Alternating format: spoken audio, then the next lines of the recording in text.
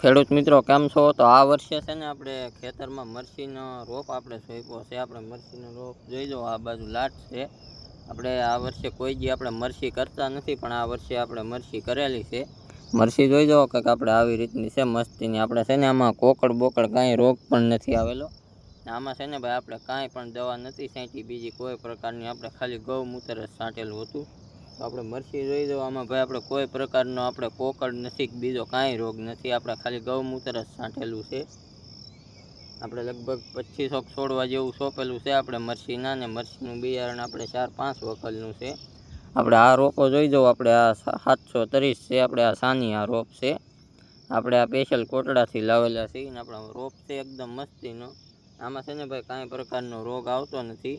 તો ગમે એ ખેડૂત મિત્રો જોઈ જાઓ, મરચી કરવી હોય ને ભાઈ, તો આપણે આ મરચીનું બિયારણ સાનિયા છે 730, આપણે પડીનું નામ આવે મરચીની. તો ગમે એ ખેડૂત મિત્રો આપણે આવડો આ મરચીનો રોપ કરજો.